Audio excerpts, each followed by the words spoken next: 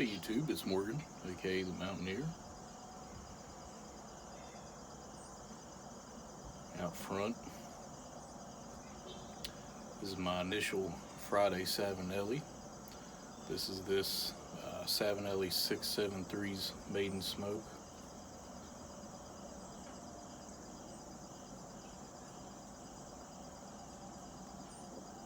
Filled, of course, with some haunted bookshop.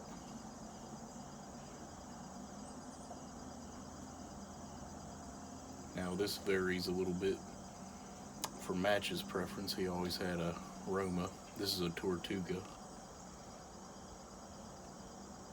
I have another Tortuga that I really like, love the look of.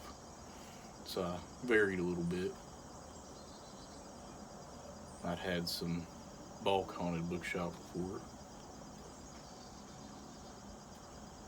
but I ordered this pipe and a couple tins.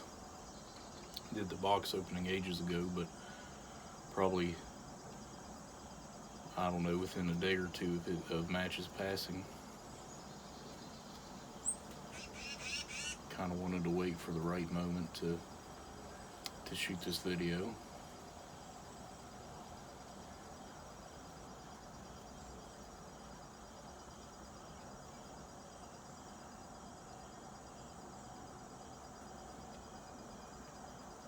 I've had a couple other opportunities on Fridays to do this, but when you do an in memoriam, you kind of have to be in a certain mood.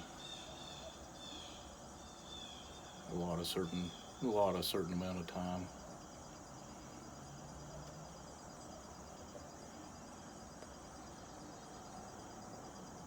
And back in January, when he passed away, right on the heels of that, my uncle passed away very suddenly as well. I mean, others have done this before, but he was such an interesting guy, had such a big impact. On the YTPC, I look back and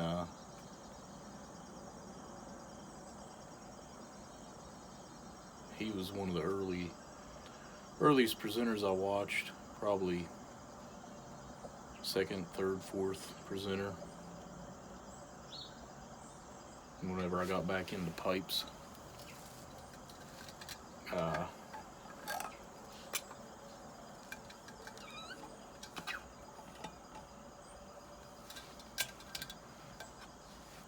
Mutton Shop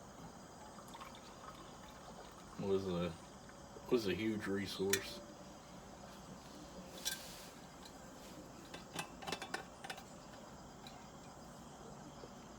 He was probably one of the main guys I watched initially.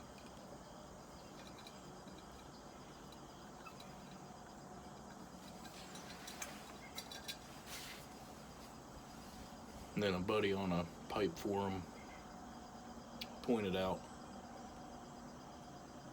Tom, Northwest Pipe Smoker. So I watched his stuff. And then I don't know which came next, Beans or Matches.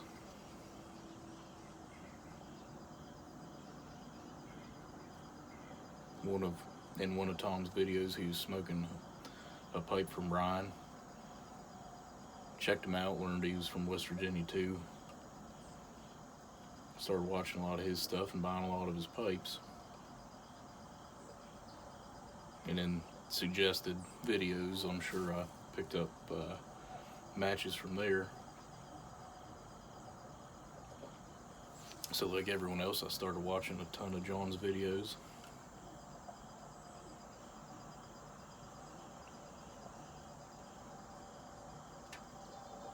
One interesting guy, heck of a storyteller.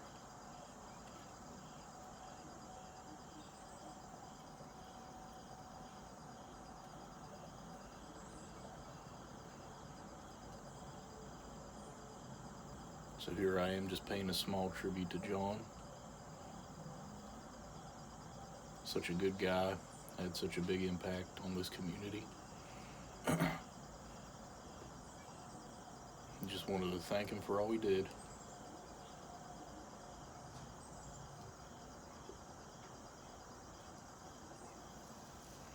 Drink a little coffee. So Mr. Pete something or another.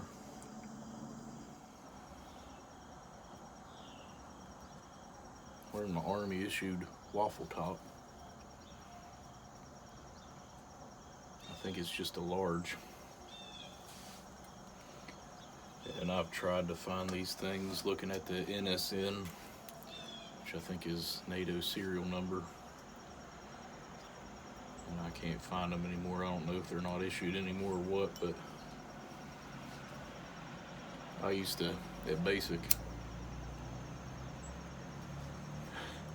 I'd sleep in these in the bottoms.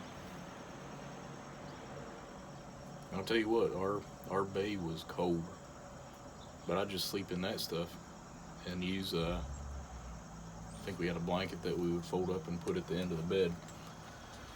I'd sleep under that blanket and this stuff and never have to make my bed, just tighten it up, because I'm slow.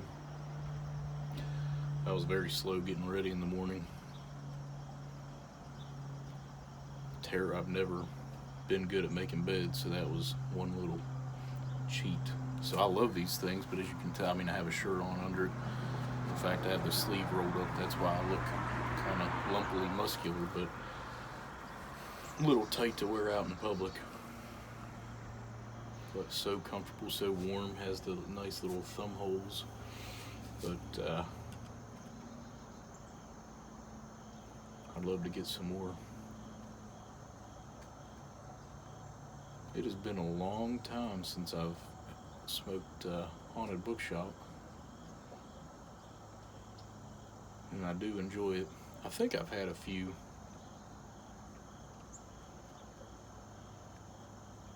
burley blends over the years that just reminded me too much of cigarettes, and so I've usually steered away from burley blends and had some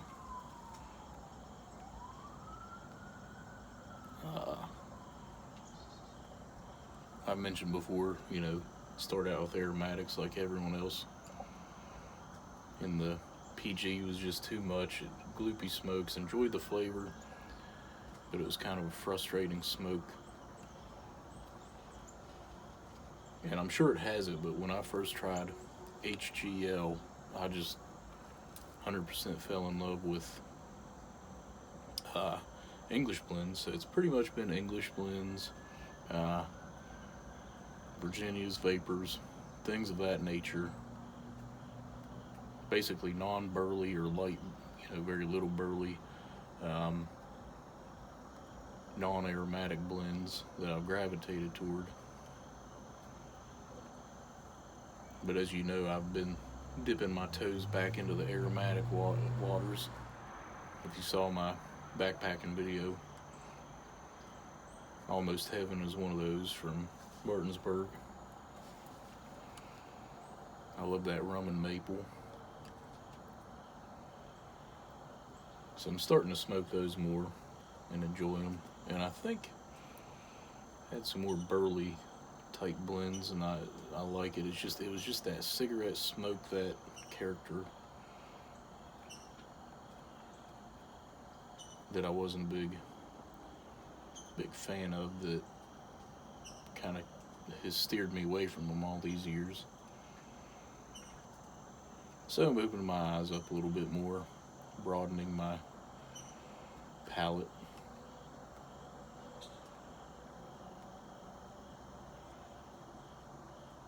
I mean, they're honestly, you know, the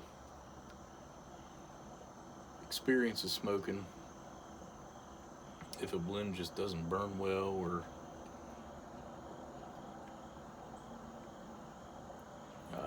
gets super gloopy, I'll avoid it even if I love the taste. There really aren't that many blends that I just don't care for. I can't think of any that I've had and I'm just like, that's horrible, I'm never smoking that again.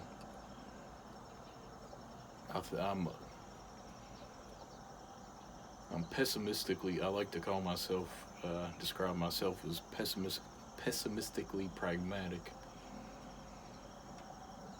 I lean toward the glass is half empty, but I always search for the silver lining. And I can generally do that with about any blend. That backpacking trip last weekend was really awesome. You know, I started backpacking again last year with my cousin Zach. And then this year his sister started coming, his older sister, who's a couple years younger than me. And he got Gunner, the Australian Shepherd.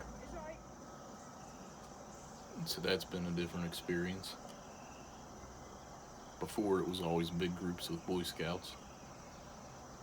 And it was just the two of us last year, so that was weird, going from big groups to two people. Me trying to keep up with him. Younger, taller, and in way better shape than me. And then now with a dog, with a female. So it's been interesting, the changes. So it's been fun evolving that. I'd love to go solo sometime, because backpacking the Appalachian Trail has been a bucket list item for probably well over 20 years. And I would do that solo. And then we're talking about getting my brother-in-law out next year, and then I guess a cousin-in-law. Trying to get him out, so we're kind of maybe growing the group size too. Eventually, I'd love it if the boys would backpack. I know Shayna never will.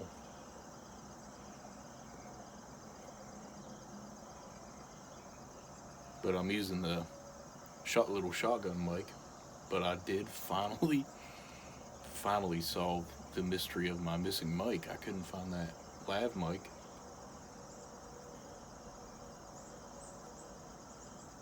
And Friday night, got to camp. And I have a gallon Ziploc bag with random stuff in it, like little first aid kit.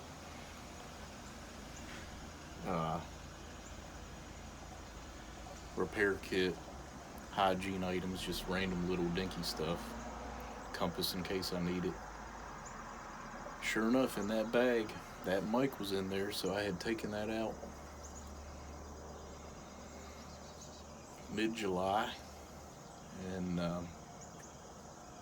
it's been sitting in there, and it was driving me nuts. But I realized, I kind of had a dead spot for videos there for a while, where I didn't get into the woods after that trip for like a month. And then I had this mic.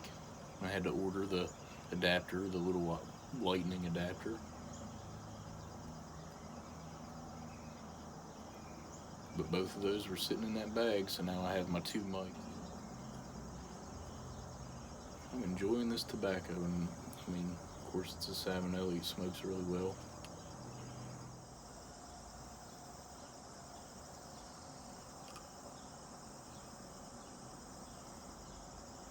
Did something stupid the other day.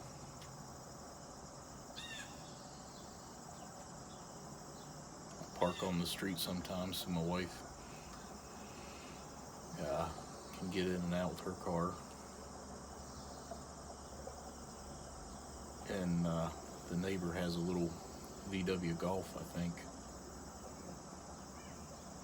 And he's real close to me, and my car drifts. Whenever, on a hill. And so I was thinking, he's only about a foot and a half away. I gotta gun it to reverse before I so I don't drift into them.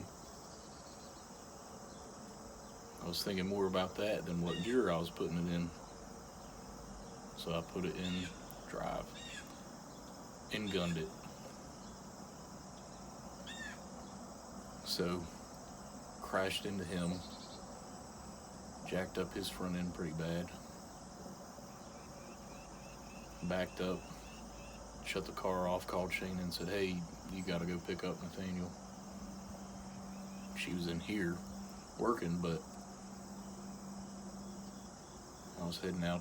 I was just in a rush to get Nathaniel from school. So she left and I walked up and knocked on the door and told my neighbor.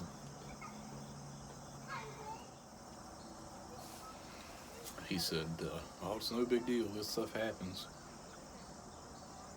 I'm like, man, I wish I could handle that kind of stuff like that. I don't scream at anyone, but boy, internally I get very, very mad. I gave him my number and told him our insurance carrier and said, you know, whatever you need me to do. So he left me a voicemail yesterday and said that he talked to his insurance, said, you know, what was your insurance company again? So I got a call from the insurance company a little bit ago, and they left a voicemail. I need to get back and tell them.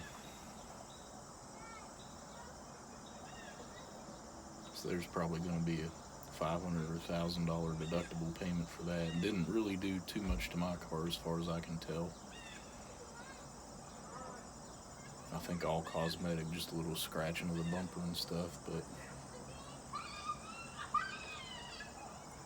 so I texted him the info and said, you know, I'm sorry again. He's like, that's all right, man. So I'm like, that's awesome. So anyhow, that's going to be another fun thing.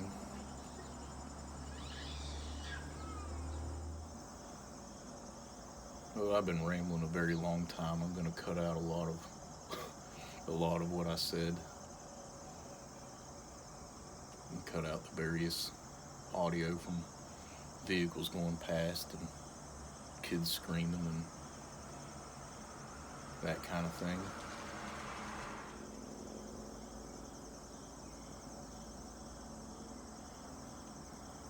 Again, I just wanted to do little updates along with my, you know, a little bit of a tribute video to John.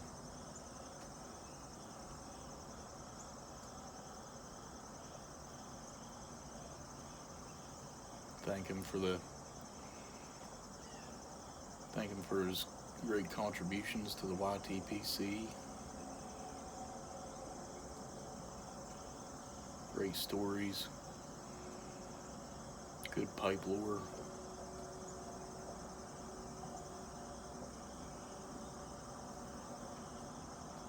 You'll be missed but not forgotten matches.